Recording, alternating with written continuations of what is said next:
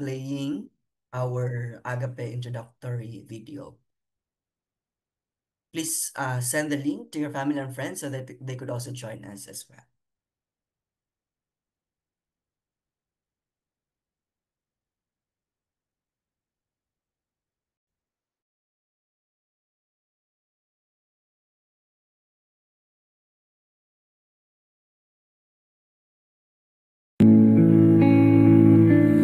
Our heart, our desire is to see Agape Mission, to honor God by making disciples who would passionately love God and love others.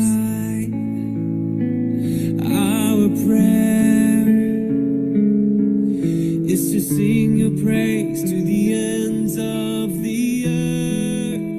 Agape Vision, to see committed followers of Jesus impacting individuals, families, and communities for the glory of God. Every tribe and tongue, Core values. voices, and our heart and our desire is to see the nations worship you. Adoration of God. Worship being the focal point of our life and ministry. Our desire God's mandates. Obedience to both cultural and gospel mandates. our cry, our prayer Acts of service. Meeting the needs of the community in various aspects. praise to the ends of the earth, that with one Prayer and the Word. Devotion to the basic disciplines of Christian life. every tribe and tongue rejoices.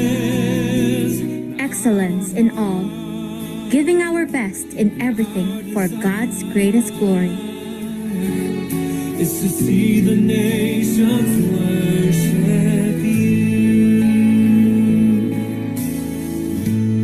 Heavenly Father, your mercy showers down upon all people, every race upon this earth.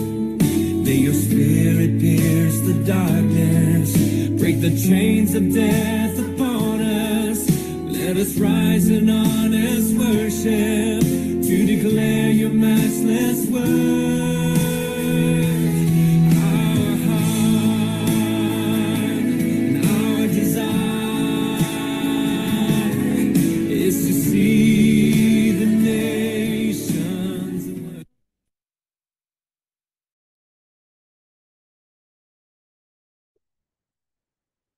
Once again, good evening, everyone. Welcome to our 33rd Glow online worship. If this is your first time joining us tonight, we call this as Glow, which stands for Loving God, Loving Others Worldwide. And this is sponsored by the Agape Center Laos and co-sponsored by Maranatha Fundamental Baptist Church of Macau. We've been doing this ministry for 4 years already, and every year we have a theme. Every month we also have a theme, and for the month of October, we are learning about the different lives, the lives of the different major prophets. And tonight, we are privileged that we have with us our speaker, Pastor Joram Equipado from the Philippines, who will be um, delivering the message about the life of Dania.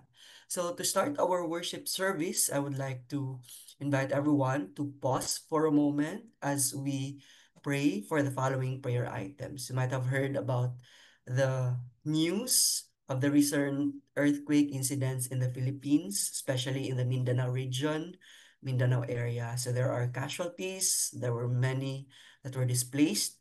So let's continue to pray for them.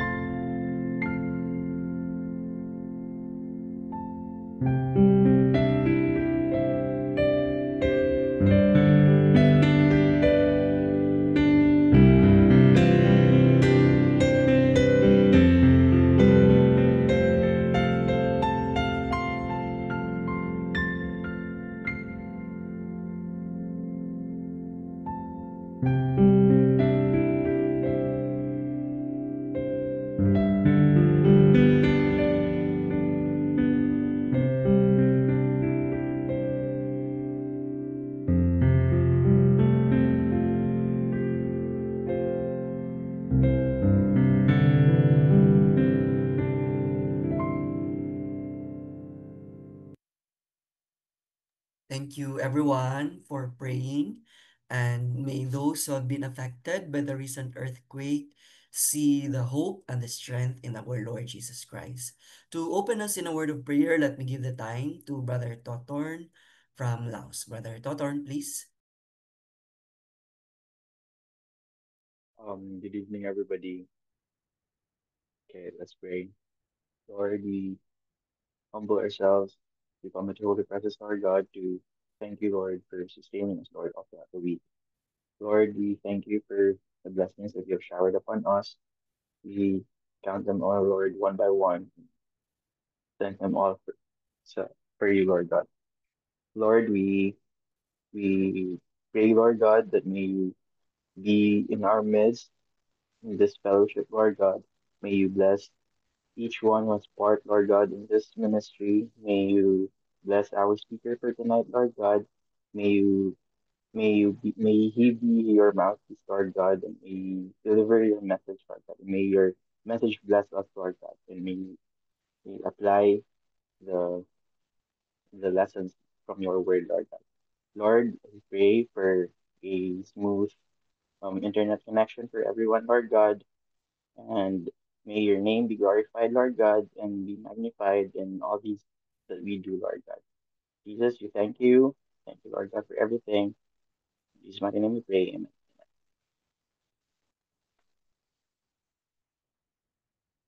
Thank you, Brother Totorn, to lead us in the reading of our scripture for tonight. Let me give the time to Sister Jessa from Laos.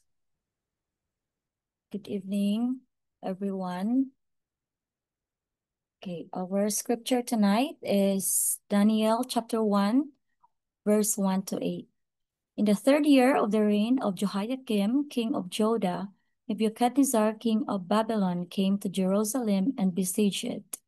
And the Lord delivered Jehoiakim, king of Judah, into his hand, along with some of the articles from the temple of God. This he carried off to the temple of his God in Babylonia and put in the treasure house of his God. Then the king ordered Aspenaz, chief of his court officials, to bring into the king's service some of the Israelites from the royal family and the nobility.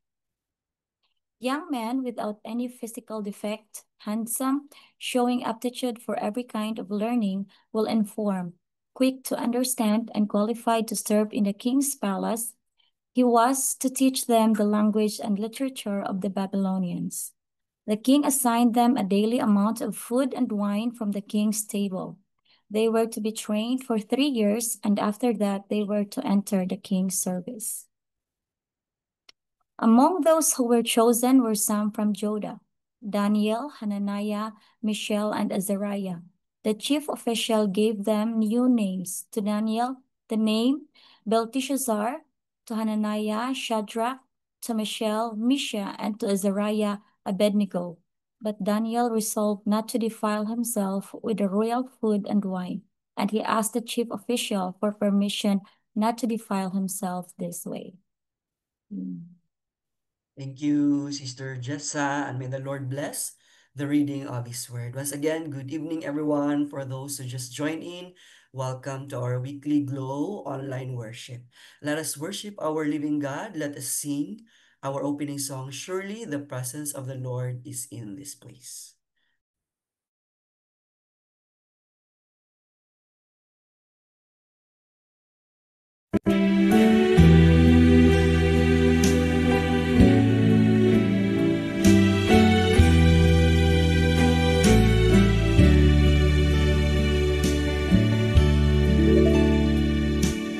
Surely the presence of the Lord is in this place.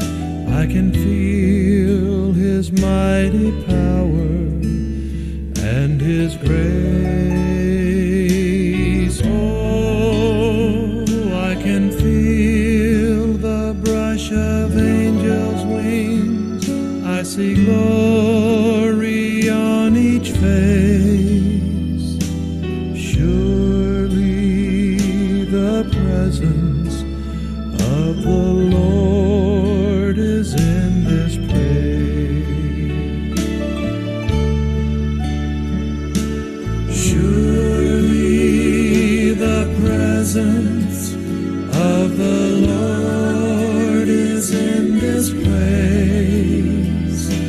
can feel His mighty power and His grace.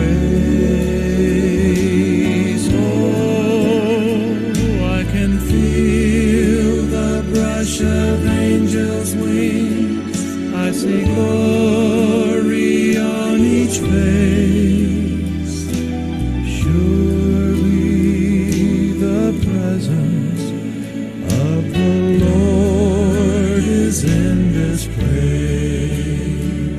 In the midst of His children, the Lord said He would hear.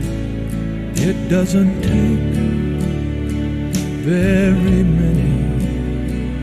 It can be just 2 or 3. I can feel His precious Spirit that I felt oft times before. Surely we can say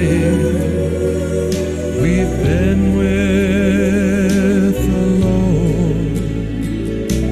Surely the presence of the Lord is in this place. I can feel His mighty power and His grace. Oh, I can feel the brush of angels' wings.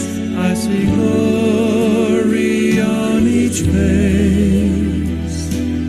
Surely the presence of the Lord is in this place. Surely the presence of the Lord is in this place. I can feel His mighty power and His grace. Oh, I can feel the brush of angels' wings. I see glory on each face. Surely the presence of the Lord is in this place. Surely the presence of the Lord is in this place. Surely the presence of the Lord is in this place.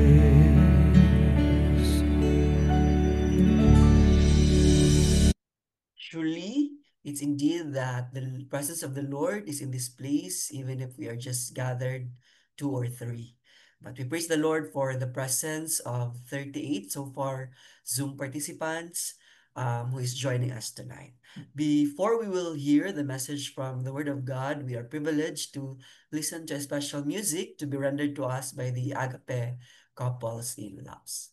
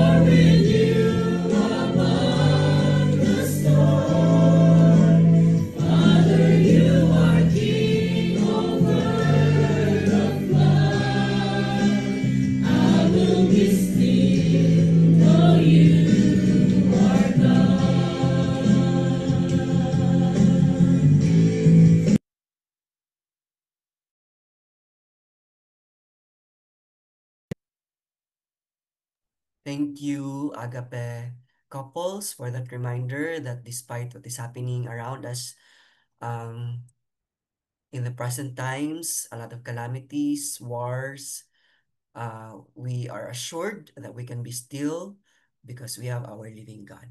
Let us prepare our hearts as we listen, our hearts and our minds as we listen to the message from the Word of God. But before that, let me give the time to Pastor Kong to introduce our speaker for tonight. Blessed good evening to all, if not all, most of you who is here in Asia area. We thank the Lord for everyone, for the blessing of your presence. It's my joy to introduce our speaker for tonight. Our speaker for tonight has been a very good friend. We were schoolmate in Doan Baptist Seminary in Iloilo City, and he is a missionary kid. His dad has been working in the mission field, and he had been given by the Lord opportunity to also work in the mission field, specifically in Phnom Penh, Cambodia. So interesting fact, the church which I was able to start by God's grace to help start in Phnom Penh, Saving Grace Missions Fellowship. He was able to pastor that church. I'm not sure how long, maybe 2 years. You'll just mention it later. He also found his wife in that place in Cambodia. So he got married and they have children now, but they are back to the Philippines, serving the Lord in another mission field in Palawan, specifically Christ Road Church in Quezon, Palawan. So I believe their ministry is growing. They have Bible school there, and camp ministry and many more. So he is a sinner saved and being sustained by God's grace.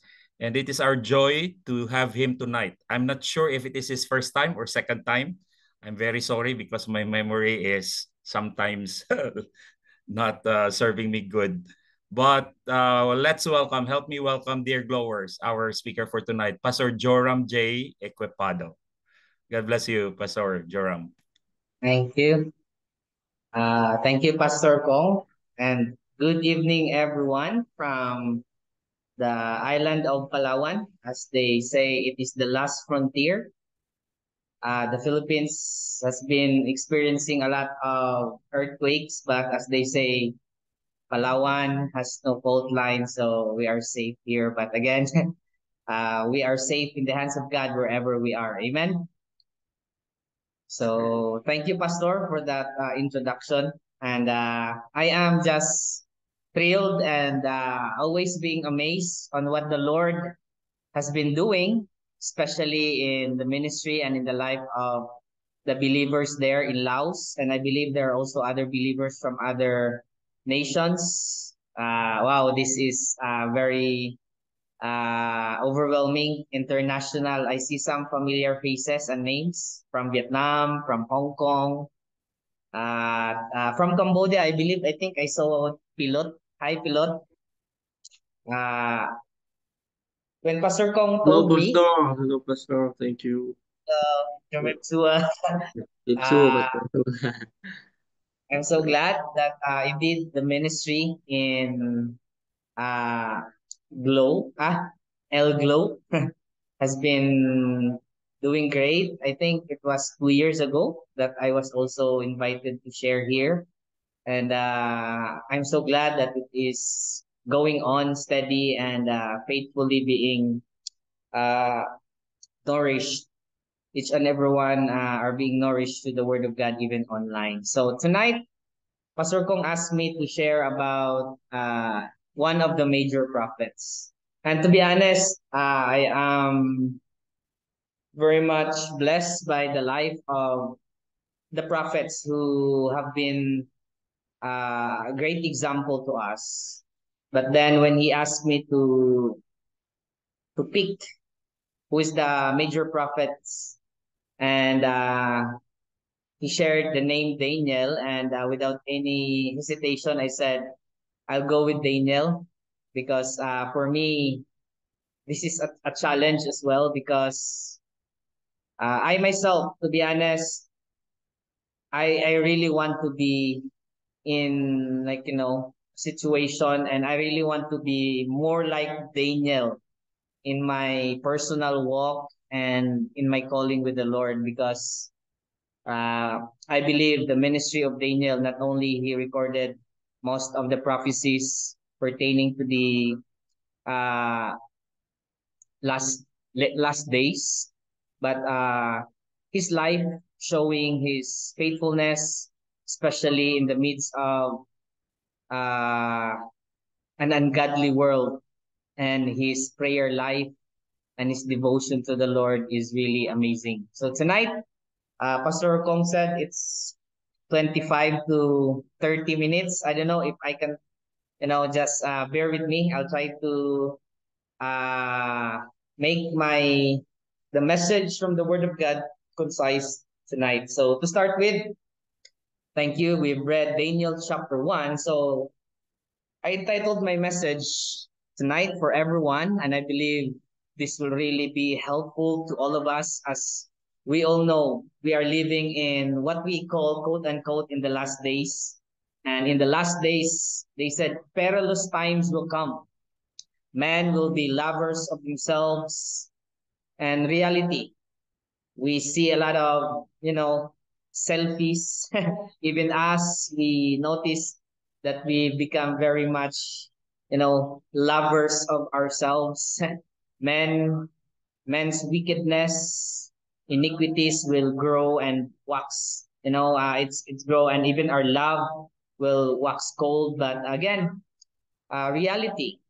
We are now really living in a world that is not like, again, not like siguro, I believe 10 years ago, this time is very different.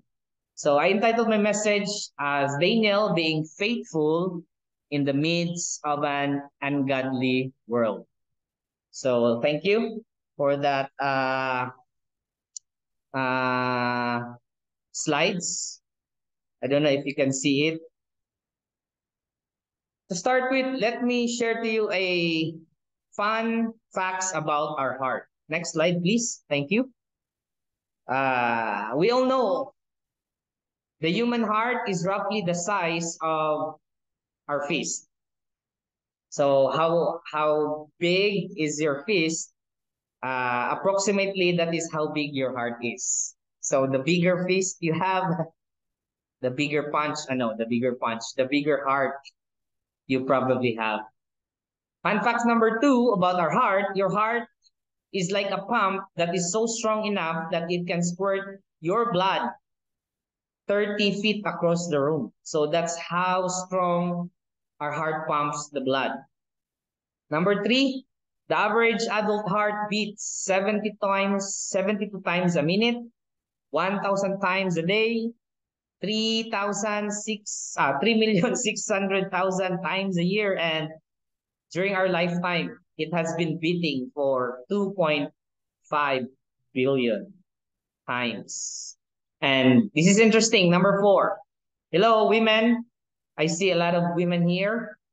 Women's heart beats faster than men's do on the average. That is why women are very much in love. I don't know. Their heart beats faster. So those are the fun facts. But lastly, there's a lot. I just want to emphasize number 8. Says there, your heart likes chocolate. Dark chocolate in particular is rich in flavonoids that helps lower blood pressure and improve vascular function. That's why I believe during, when you're courting someone and when you want to give her gifts like Valentine's, anniversaries, birthdays, chocolates are famous giveaways because they said it's good for the heart. So with that, tonight, next slide, Daniel being faithful in the midst of the ungodly world. Our text here, yes, we've read Daniel 1 to 8, but Let us read once again Daniel 1, verse 8. The Bible says, "But Daniel purposed in his heart that he would not defile himself with a portion of the king's delicacies," or in some translation, the king's meat, "nor with the wine which he drank. Therefore, he requested of the chief of the eunuchs that he might not defile himself." I highlighted here in verse 8, and this is where we will really find most of our learnings tonight, when the Bible emphasizes here that Daniel purposed in his heart that he would not defile himself. So tonight, my challenge as our proposition, next slide, thank you, is that all of us, yes, we are living in an ungodly and uncertain world everywhere we go. Especially, I saw some people here from Macau. I had the privilege to visit Macau, and all I can say with Macau is a city or a place wherein, how will I say this? Casinos and establishment like gambling are thriving so well, but churches are in ruins. If you go there, you will see big casino buildings, but church ruins are also part of the tour. So, like you are living in a world that is really thriving in, in an ungodliness, but spirituality is declining. But thank God there are churches who are thriving there as well, ministries, believers. And so the challenge tonight is be like Daniel. Be like Daniel. Dare to be different. Because the world is full of ordinary things that sometimes we tend to be like, go with the flow and do what are the ordinary, sinful, and worldly people are doing. But tonight, I hope that through our study, the life of Daniel, we will really embrace that, Lord, give me a heart, give me a character that I can be like Daniel, as he purposed in his heart that he will not defile himself. I find myself being drawn and being tossed with the flow of this world. Even, the trends, we have the tendency to go along with it. But again, it is something when we dare to be different and be like Daniel. Next slide. So let's just start with Daniel. As we all know, he is a major prophet. But we know the background, as we have read Daniel chapter 1, verse 8, that Daniel was captured by the Babylonians from Israel as they were overthrown. And the name Daniel, specifically the Hebrew name, is given the meaning of God is my judge. That's the main meaning of the name Daniel. God is my judge. And the background is he was taken captive to Babylon. Some scholars would say he was still a teenager. So between 13 to 20. Because we know for Jews, for them to be more, inclined with learning, they should have done with bar mitzvah. So like 13 years old and above. So probably some scholars would say Daniel was around these years when he was taken captive to Babylon along with other Jew young men who were selected, chosen to learn from the Babylonians. So what made Daniel very interesting Yes, there were many Jewish young men like Shadrach, Meshach, Abednego. We know them, the famous three who were thrown into the fiery furnace. But Daniel stood up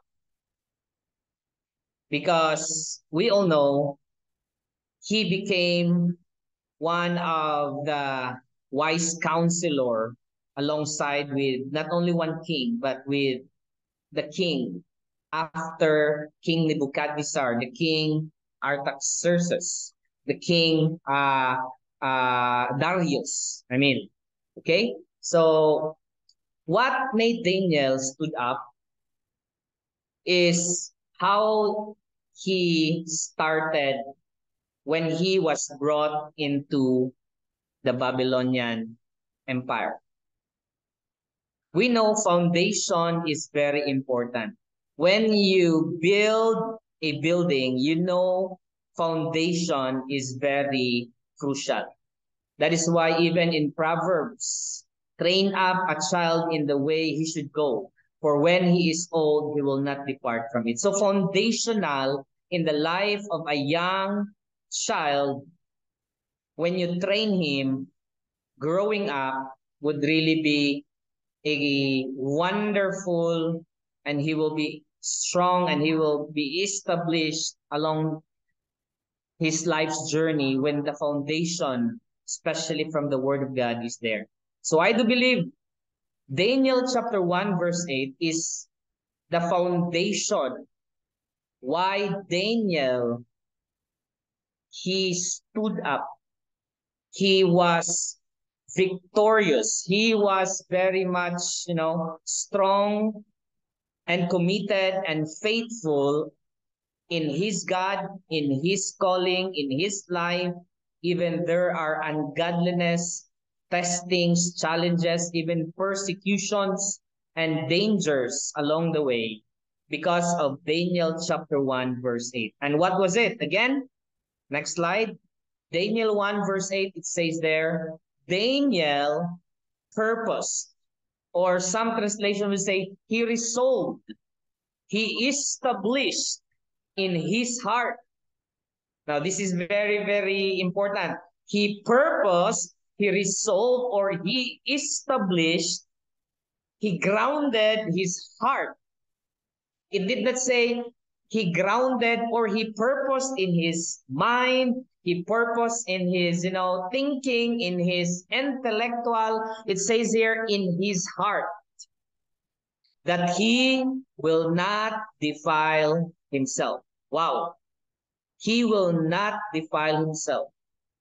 Yes, along the way, Daniel became very, very influential until now because this is where the foundation goes.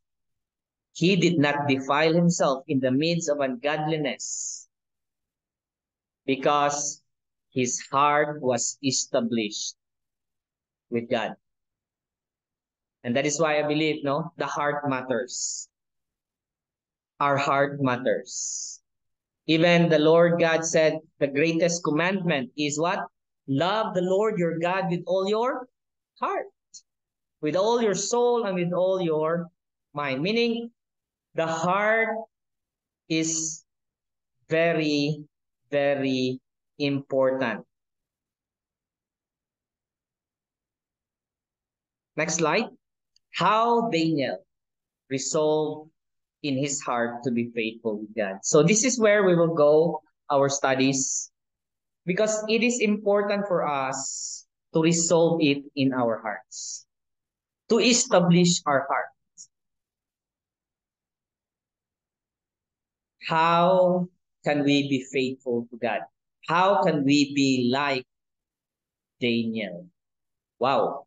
So again, we all know the heart matters. The Bible is really clear. Like for example, when the Lord called David, next slide, the man after God's own heart, when Samuel saw the brothers of David, oh, this should be the next king. But God said to Samuel, no. And again, man looks on the outward appearance. 1 Samuel 16 verse 7, the word of the Lord, the Bible tells us, let's read this together if you can read silently. The Lord does not see as man sees. For man looks at the outward, what? Appearance. But the Lord, what does the Lord looks? The Lord looks at our heart. God was searching and looking for a man to be the next king, not by the appearance, not by the abilities, not by the skills. But it says here, God was looking at the heart. That's why Samuel thought that this would be the next king. Some of the brothers of David were very kingly in stature. But a young boy, a young shepherd boy, was the one chosen by God because God was looking at his heart. That's why I believe in Acts, Luke referred to David as a man after God's own heart because, the heart of David was really, although David, yes, he had failures, he had blunders in his life, but again, we can see here the heart. He said, when he sinned against God, Lord, create in me a clean heart. It was always the heart. So again, and even Jesus Christ was telling the importance of the heart in our worship. Next slide. Thank you. Matthew 15 verse 8, these people honor me with their lips. Yes, we could sing songs, we could honor the Lord with our lips, but the Lord is really after our heart because he says, but their hearts are far from me. So this is where we can see the heart is really one of the things that matters to the Lord. That is why I believe Daniel said, Daniel, he purposed in his heart that he will not defile himself, that he will not commit sin against God. We all know the background. We didn't have much time, that they were given food from the king's meat, from the king's table, from Babylonian. And, as a Jew, they believe for certain diet that will defile themselves. Like, we know that the term kosher, or for the Muslims, they call it halal, right? So I believe that the food that were offered to them are really, yes, they are being captive by the Babylonians, and these are pagan people. So he don't want to defile himself by eating of something that God did not allow them, because for them it's a sin. So I believe it is more on not only a choice of diet, but a ceremonial and what we call a law from the Leviticus, that he don't want to commit sin against God as prescribed by their diet. So I believe it says here. So how did Daniel? What was the secret of Daniel? What was in his heart? So tonight, as much as possible, let's do this quick. I'll give you 3 secrets or 3 reasons. Number 1, Daniel's heart secret. Number 1, his identity was established, meaning he understood that God chose him. He is part of the chosen nation, peculiar people, the royal priesthood, as we can see here, the Israelites people, the children of Abraham. He know his identity. And when he know his identity, he stood by it. It's important to know our identity. Second, Daniel's heart secret, there was intimacy, meaning his relationship with his God is not shallow. It is so deep. He always find time to what? Build up this relationship, intimate relationship, meaning close together. And number 3, there was intentionality in the life of Daniel. Commitment. It's not easy to make intentional commitment during those times. Why? They were under as what? Being captive, but intentionally, he was really committed. So let's go on through these three: identity, intimacy, and intentionality. And number one, Daniel's heart secret, how he established his heart, how he became faithful in the ungodly world. Because number one, and I do believe for all of us, we need to have a strong identity. Even though they were taken captive, they were now in the Babylonian captivity. They were now being like, not really slaves, but they are being trained to become knowledgeable with the Babylonian wisdom. They were being conformed to the culture of the Babylons, but still he understood. He would be, maybe he was dressed like the Babylonian, and we all know his name was changed from Daniel to I think Belshazzar. Belshazzar or Belteshazzar, I'm mixed up with that. But again, let's see, verse 7. No, Belteshazzar, not Belshazzar. Yeah, Belteshazzar. His name was changed. They were trying to change his identity from being a chosen people, from being a Hebrew, into becoming one of the Babylonian people. But you know, he understood. They could change the way he looked. They could change his name. But as what Daniel said, they can never change who he is inside.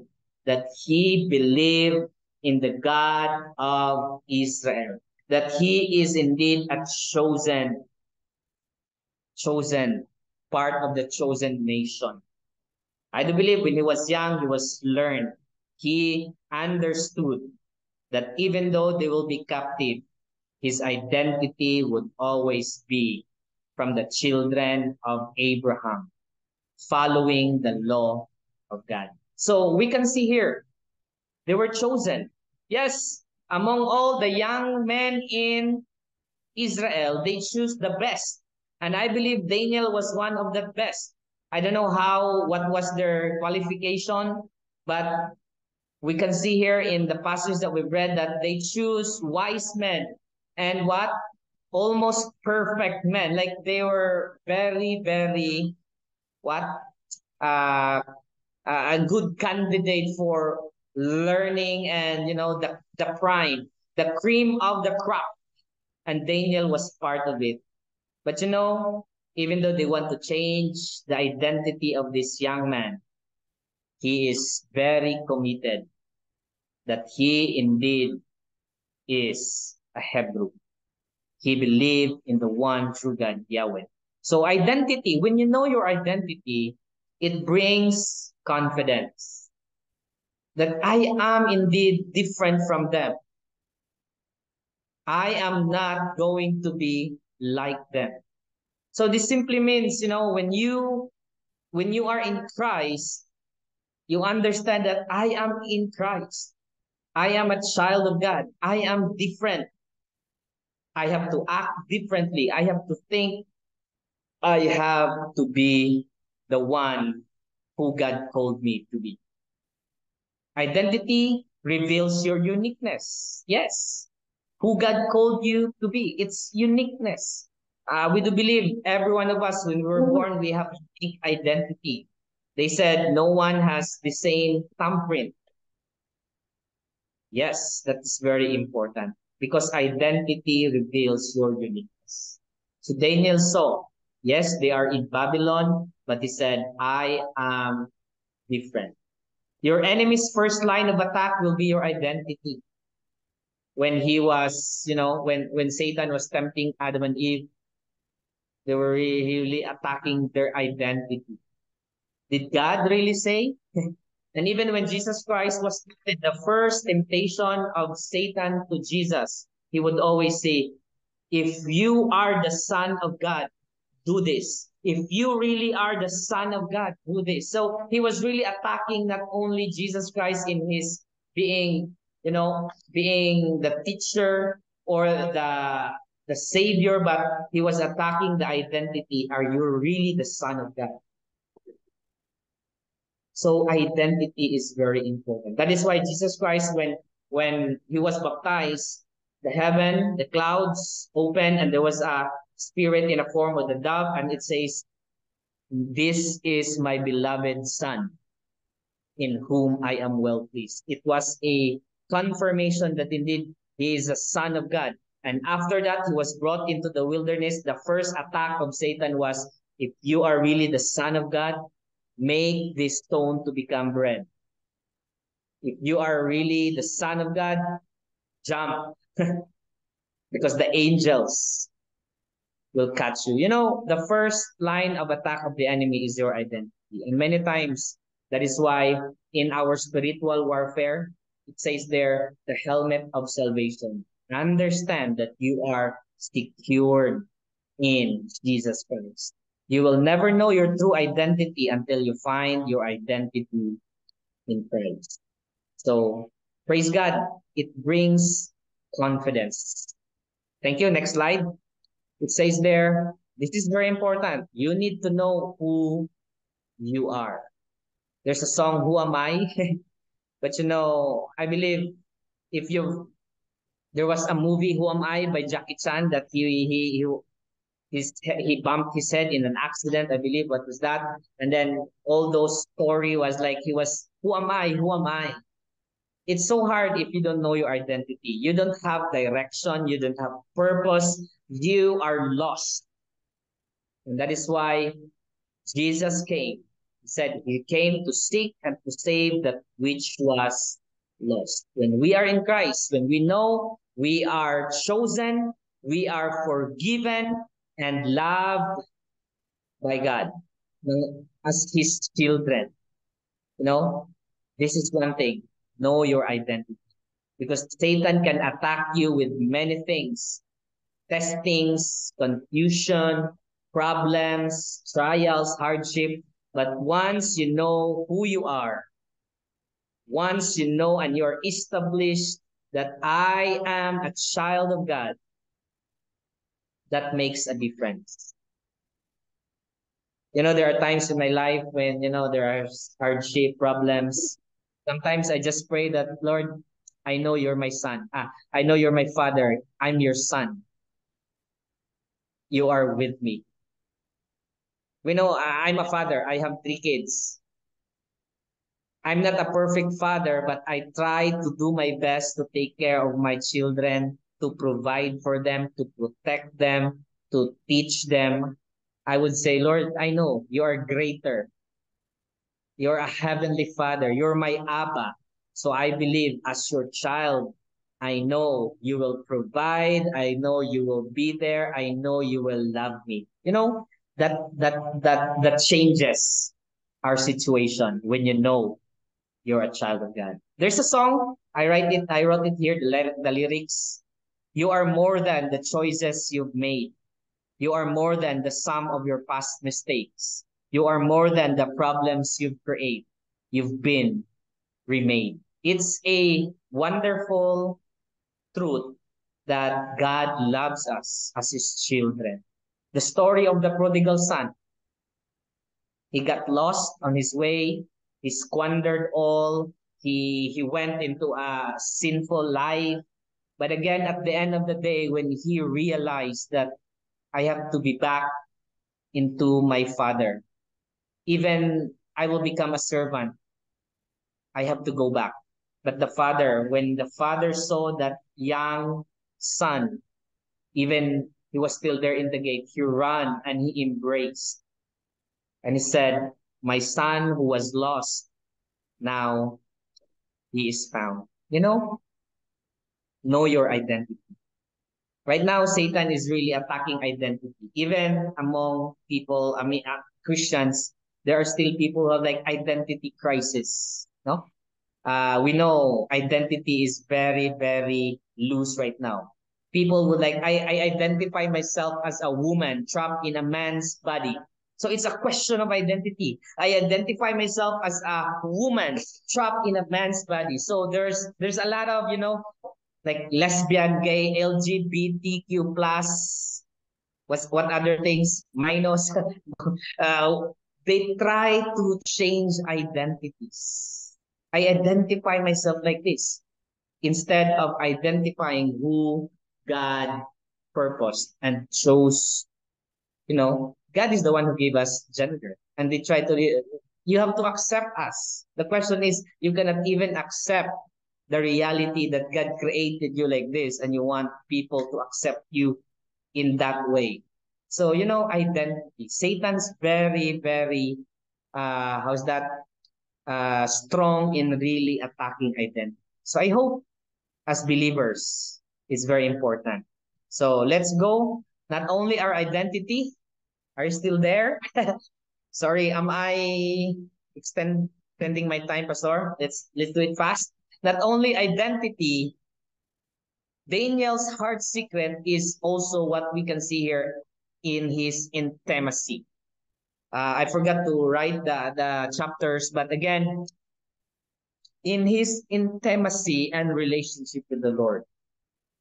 There was even a decree when we proceed to, Daniel chapter 6, because they cannot find any wrong or anything that they can accuse Daniel aside from his prayer life and devotion to the Lord. They made a decree in Daniel chapter 6 that no one will pray to any other gods, only to what? To the king, Darius. But here we can see Daniel's. He would always go to his secret room and pray with and talk and enjoy the presence of his God. Intimacy, his relationship with God. Even though he's in Babylon, his life of prayer was in constant devotion to Yahweh. So we can find here intimacy. He was even forbidden to pray, but still he find ways. So we can see here his intimacy, his prayer life. That's why I said, I really want to be like Daniel, especially in his prayer life. Sometimes in a busy world, we tend, when we wake up in the morning, the first thing we do is, instead of praying, we jump up, or maybe we touch our cell phone, check the message, but for Daniel, he had this intimacy with God, enjoying precious, quiet moments, prayer with the word of God, and worship. Thank God we started with prayer, we started with worship. So it is very, very important. Next slide. As you develop intimacy with God, this is one thing that you can see in Daniel's life. As you develop intimacy with God, and not only with Daniel, with other great men in the Bible, intimacy with God, meaning close relationship, not only knowing, but more on of what? Having devotion. The supernatural becomes natural, meaning God will do wonders. Things that are so hard becomes easy. That's how we know. Because God said, spending time with him will change. When Moses was spending time with the Lord in Mount Sinai for 40 days, when he went down, he had to put a veil on his face. Why? There is something supernatural that came out. His face was shining. That was the result of his intimacy. Close encounter with God. When you encounter God, you will really be different. You will be changed. That's how intimacy, that's how encountering the holy and the glory of God will really be seen.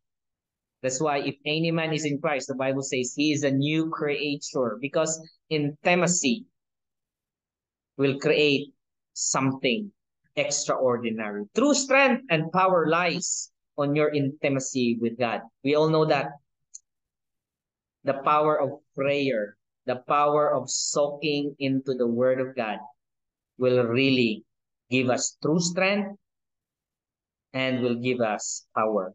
You know, the disciples, they were excited to launch out and share Jesus, but Jesus said when he went up in the clouds, he said, wait, you wait for the promise. And Acts chapter 2, they were waiting, they were praying. That was intimacy. They were praying, they were worshiping God. I didn't believe it was not just a common prayer. It was a prayer that's really coming into the presence of God. And while they were praying, boom, the Holy Spirit came through power. As the power says there in Acts 1:8, when you shall receive power, that is an intimate encounter with God through the Holy Spirit, you will become witnesses. And boom, history happens. In one preaching, 1,000 souls got saved. People saw the power of God. Why? There was intimate relationship. So it is important. Spending time in the presence of the Lord. Number 3, we don't have much time. Not only intimacy, but number 3 is that we can find in Daniel's hearts the secret of intentionality. Meaning there is intentional, meaning there's commitment.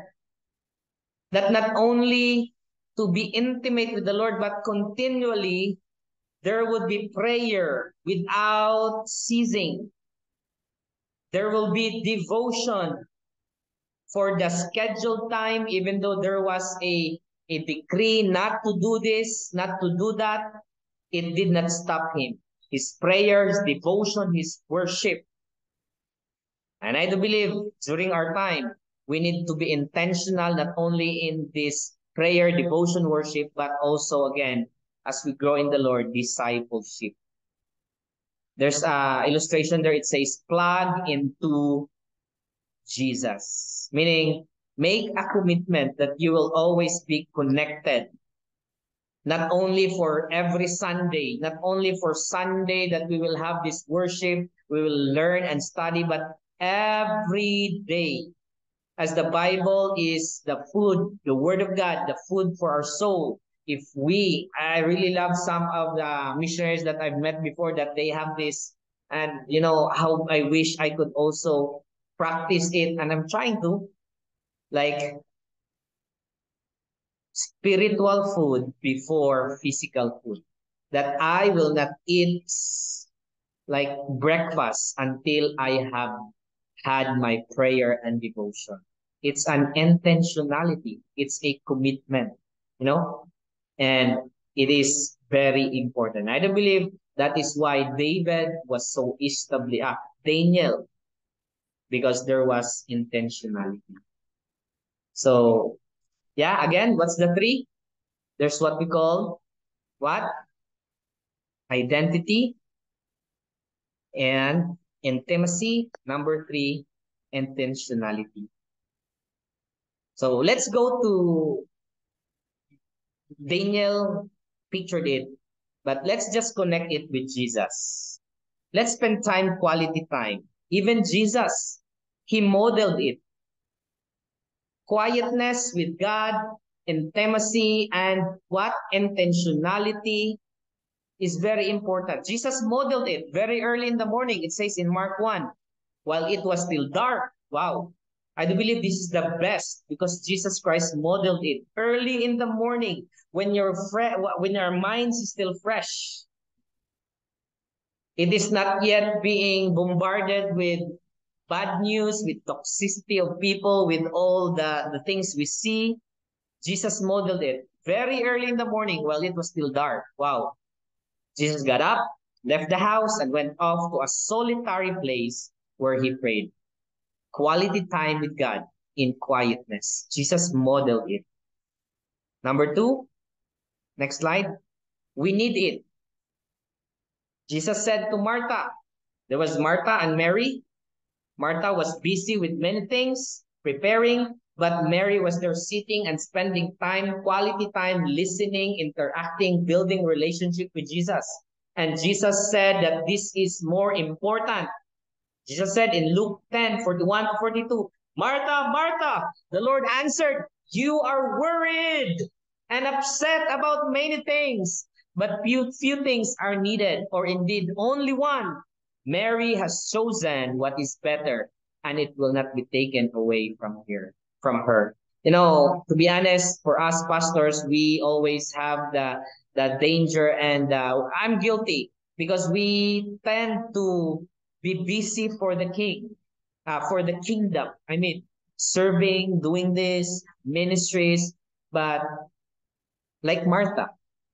But Jesus said, what is more important is our quality time, uninterrupted time, building relationship, studying the word, praying, having worship with our God. We need it. It's very important. Number three, our spirit craves it.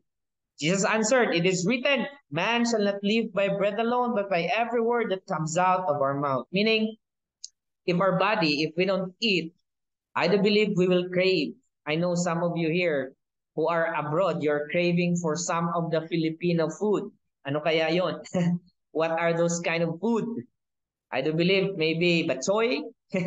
You're craving for a lot of Filipino foods. Even when I was in Cambodia, sometimes we crave for Filipino food, even though it's a bit expensive. But when we say there's bangus, okay, oh, we buy bangus because you know it's unique.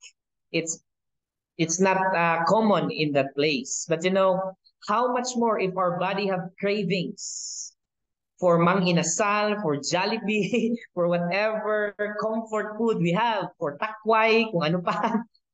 But you know, our spirit, we cannot live by bread alone. So our spirit craves quality time. There's a hollow. Our spirit, our soul is looking for time with God. And if it is not filled with the word of God and prayer, it will be filled with other garbage things. Number four, it is a wise decision. Why we need to spend time and quality with God in quietness, in devotion? It is a wise decision. Why? It is an eternal investment. Simon Peter said to Jesus, Lord, to whom shall we go? You have the words of eternal life. Wow. We have the tendency to enjoy marites or talking to our colleagues. I do believe when we get together, we share many things. We listen to their experiences. We listen to their stories. But Simon Peter said, Lord, to whom shall I go? You have the words of eternal life. And the Bible is full of eternal life. The words, heaven and earth will pass away, but my word will abide forever. Let us enjoy. It is a wise decision. Why? You will be having an eternal investment. All right? And lastly, God invites us. Why? Jesus said he is seeking and looking for hearts. People who have hearts for him. He said, ask, seek, knock. So God invites us. So tonight, this quote would say, one of the greatest joys in life is spending time in God's presence. When you are so in love with someone, you enjoy spending time, right? Just trivia. You know, Pastor Rolly and Ma'am Dal are my classmates in Bible school. So I am so glad to see them still enjoying their, you know, their love for each other. I saw them even when we are in the classroom. They would sit together and they are like sometimes boring. Our class would be boring, but I always see sparks in their eyes when they, uh, having a great time, spending in the presence of each other. That's what love can do, right? And I still see it in them. But spending time when you love the Lord and God loves you, He wants to spend time and disturbed time with Him. So the challenge, this is it. And you know, another verse, and we'll close with this. Aside from Daniel, I really love Moses when he said in Exodus 33, verse 15, when Moses said to him, if your presence does not go with us, do not send us up from here. So let me close with this, that Jesus is looking for disciples, for us who would really enjoy more of his presence. What happened here when Moses was saying this is that God said, Moses, okay, I promised this to Abraham, your forefather, to Isaac, to Jacob. You will enjoy the land of promise. I will prepare. The angels will be there to prepare the way. But God said, because these people are stiff-necked, hard-headed, I will not go with you. You can go, you can enjoy the blessing, the land flowing with milk and honey, but God said, my presence, I will not go with you. And here is Moses understanding the true joy and the true blessing is not on the Holy Land, is not on the blessings of flowing with milk and honey, the security there, the provision there, but he said, I don't want, or we don't want to enjoy the blessing without the blesser. We don't want to enjoy the promised land without the person who made the promise. That is why he said, Lord, if you're present, don't go with us. Don't send us. Don't send us. Don't bring us there because it will be, he understood it will be useless. They will enjoy blessing, but I don't know, for just a short time. But he said, Lord, if your presence does not go with us, do not send us from here. So I do believe we all have our desire to do greater things, to enjoy the Lord, to enjoy ministry. But you know, apart from the presence of God, I hope we can be like Moses. The Lord, if you are not with me, if your presence is not with me, it's useless. Do not send us from here. So with the ministry that we are doing in Laos, in wherever you are, I hope that we can say like Moses, Lord, your presence is more important than what I enjoy in the ministry. Because indeed, the Lord is our joy, our portion forever. Let's close with this illustration, a picture of I don't know if you know this. This is an ermine. I don't know how you read it, ermine or ermine. I've read this illustration before, and this is a prized animal being hunted by many hunters because of the very unique fur or the skin with all this fur that it has, because it's very white and very soft, and you know, it's being used for bags, for you know, putting here, or some of the you know, stuff that most of them use during winter. How they catch this animal is unique because it is so hard to find them and to catch them by just looking for they're very quick. So what the hunters do is that they will try to locate their house or their hole where they live, and when they locate that this is the cave or the hole that the ermine lives, they would put dirt, they would put some, you know, mud, they would put some very stinky like fish that are rotten or anything that's very polluted or very unclean. They would put it in the entrance and inside of the hole. And what they would do is they would let their dogs go around, and when the dogs find the ermine would be chased by the dogs and they would run instinct to their home. But the thing is, unique thing is, when the Erman arrives to the hole and he see that his home is dirty, stinky, instead of going in, he will not, they will not defile their skin because it's stinky and it's dirty. Instead, it would turn around and try to fight the dog. So that's how they catch these animals. So what does it say?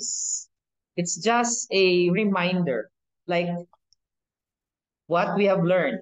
Last slide. Be like Daniel, like the ermine. Instead of defiling himself, he would face the danger and be different. So tonight, the message, be like Daniel. Dare to be different. The world is full of ordinary. How? Jesus. Let's add and let's have an identity with Jesus. Second, let's have intimacy with Jesus. And let's be intentional in our walk with Jesus. Thank you.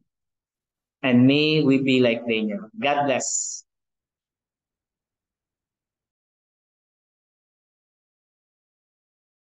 Back to you, Pastor. Thank you, Pastor Joram, for that encouragement to be like Daniel. To close us in a word of prayer, let me give the time to Pastor Ko. Shall we pray, everyone? Our Heavenly Father, we would like to thank you for blessing us immensely tonight with your word. We thank you, Lord, for the life of Daniel and for his decision, for his purpose to really live for you, to be different in his world. And that was accomplished through his intimate relationship with you. He was sure of his identity. He was intimate with you, and he was intentional in his service, in his ministry, in his relationship. So as a challenge for all of us, Lord, help us to become like Daniel. Help us to become like Jesus, because Jesus, even the Son of God, your Son, modeled this intimacy with the Father. So should we, as your people, as your adopted children, help us, Lord, to see the importance of our close relationship with you. Help us, Lord, to reflect your goodness, your light, your love to the world that is far different from what you are expecting us to live. Lord, we can do this by your grace. Wherever you have placed us in this world, help us, Lord, to shine as lights and to become salt and to become a blessing. And help us, Lord, to always maintain our intimate relationship with you. Thank you for you are inviting us to be close always with our Savior, with our Lord, with our Creator. In Jesus' name, this is our prayer. Amen. We will take our group photo, everyone. Thank you for joining us, everyone. So if your internet